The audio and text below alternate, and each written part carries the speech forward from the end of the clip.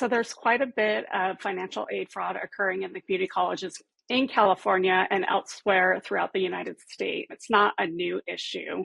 However, when the government was handing out all this money during the COVID epidemic and everything went remotely, it really gave the criminals an opportunity to take advantage of that situation. So what has been happening is most recently, the last 3 years, they have been able to kind of infiltrate the community college system to receive financial aid. And they're able to do that by actually creating bots that are enrolled in these classes. That is how they are able to obtain the financial aid. My estimates are upwards of hundreds of millions of dollars and may even reach into the billions of dollars. The scale of this is truly astronomical. The community college system in California consists of 116 community colleges. We're not the only state, but we are a state that uses basically a one-stop application system.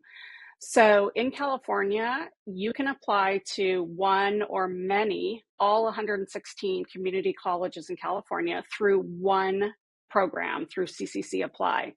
And that's really where this all started and is still occurring from. I believe the estimates were 900,000 fraudulent applications. It doesn't mean that all 900,000 of those applications, that person or that fake student actually received funding or financial aid or even enrolled in a course.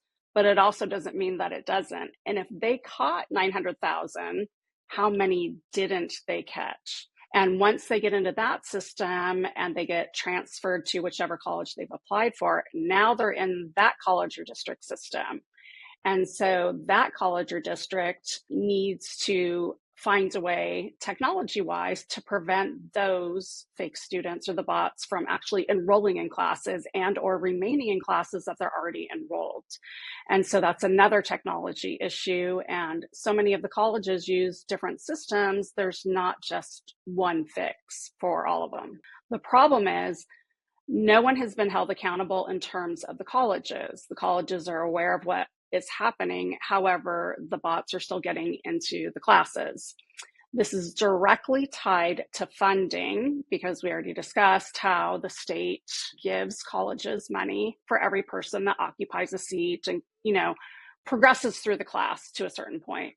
That gives the colleges zero incentive, right, except for the fact of being moral and following the rule of law, to remove these students from the classrooms. So if they don't remove those students from the classrooms, they are receiving funding for students that don't exist. So that's really going to impact, the funding and the budget. It also is not an accurate depiction of true enrollment. So if your enrollment is inflated, say 20% by fake students or bots, it appears that you actually have a higher enrollment than you truly do. But if there's no consequences for them not reporting, unfortunately, we're not going to have the real data. Now you have many students who are real students who aren't able to get their classes because the classes are just full of these non-existent students. It also has an impact on the faculty because now the faculty are spending so much time trying to figure out who is a fake student and who is a real student. It's actually taking away quality time from the real students in the classrooms. On top of that, you have, there's been a lot of interest in AI and how that is being used to answer questions, to host different kinds of discussions. So you really see the integrity of the system kind of being diminished from this, I would call it, epidemic over the last 3 years. It's a community college, right? The whole point of it is to be able to give access to our community, access to college for those that are around us. It's not like applying to a state college, a private college. Everybody's accepted into a community college. We have many high school students in community colleges. We have many adult learners in community colleges. And that's all funded through the state system, the general budget. And that is taxpayer money. So not only is taxpayer money being used to fund students that don't exist, But those same students that don't exist are taking away financial aid that is also meant for those who truly need it. So it's almost like a double dip there where the taxpayers are on the hook for funding students that don't exist, and then for the financial aid for students that don't exist. Because of the scale of it, I'm going to guess it's more on a large scale criminal organization, potentially outside of our country. And it's not going to be just one person doing this, right?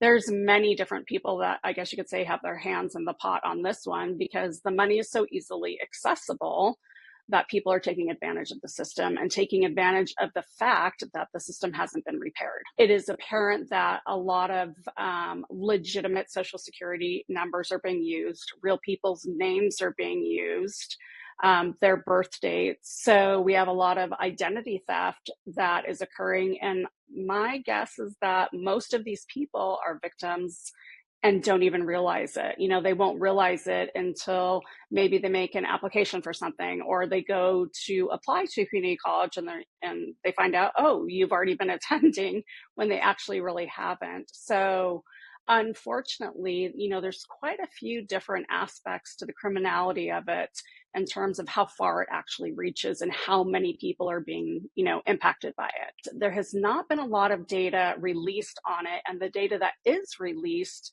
is because other journalists have basically, you know, threatened to sue the community colleges or the chancellor's office in order to get certain data. So they're not really releasing a lot of information. Most of the information is being released like by many transparent community colleges throughout the state.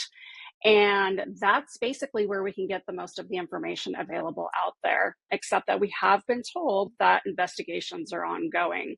There have been a few arrests and prosecutions, but it's been for a really minimal amount. We're talking by, you know, maybe a few $100,000 or a couple $1,000,000. It's really disappointing and sad that we've come to the place where we just allow this to continue to happen for 3 years and no one has been able to stop it.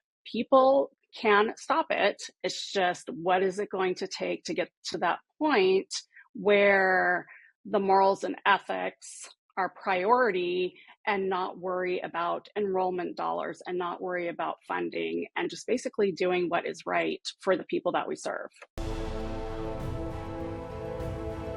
If you haven't checked out CaliforniaInsider.com, we highly recommend you do that now, because we're going to have a lot of news and videos there. And on top of what we have there right now, we are building a really big platform to cover what's happening in California, so you can be informed. We're going to have more shows, more videos from all aspects of life in California. Go to CaliforniaInsider.com and we'll see you there.